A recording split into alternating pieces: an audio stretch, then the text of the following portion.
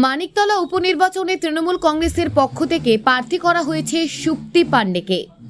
রাজ্যের প্রাক্তন মন্ত্রী সাধন পাণ্ডের স্ত্রীর নামই ছাড়পত্র দিয়েছেন তৃণমূল সুপ্রিমো মমতা বন্দ্যোপাধ্যায়।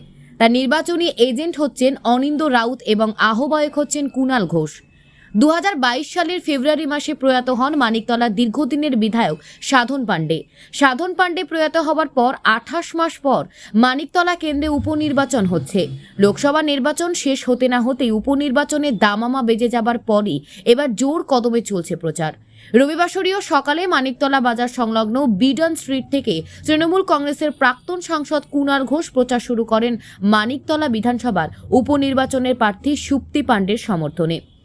8টি ওয়ার্ড ঘুরে সকাল সকাল মিছিল করলেন তিনি।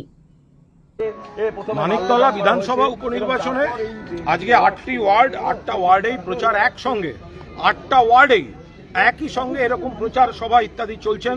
কাউন্সিলররা রয়েছেন, সাংগঠনিক এবং শাখা সংগঠন, গণসংগঠনের নাগরিকরা রয়েছেন।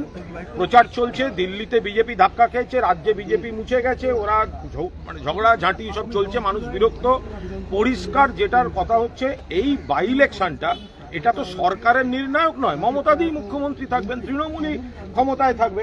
এখানে তৃণমূলের বিধায়ক ছিলেন সাধন পাণ্ডে, এত কাজ করেছেন, ওরা মামলা করে আটকা রেখেছিল, মামলা থেকে পালিয়ে গেছে।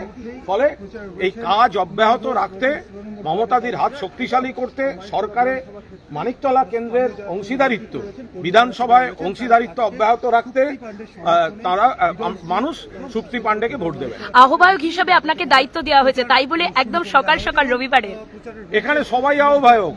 এখানে এটা তৃণমূল পরিবার, ওগুলো হয় এখানে প্রার্থী থেকে শুরু করে গোটা তৃণমূল পরিবার। সব ওয়ার্ডে কাউন্সিলররা রয়েছেন, ওয়ার্ড প্রেসিডেন্টরা রয়েছেন, শাখা সংগঠনের কর্মকর্তারা রয়েছেন, গণসংগঠনের কর্মকর্তারা রয়েছেন। ফলে এখানে কোর কমিটি বা কনভেনার এগুলো সব একটা আনুষ্ঠানিক, নিশ্চিতভাবে তারা তাদের কাজ করবেন, কিন্তু সবাই মিলে একটা পরিবার। আমরা তৃণমূল কংগ্রেসের সৈনিক।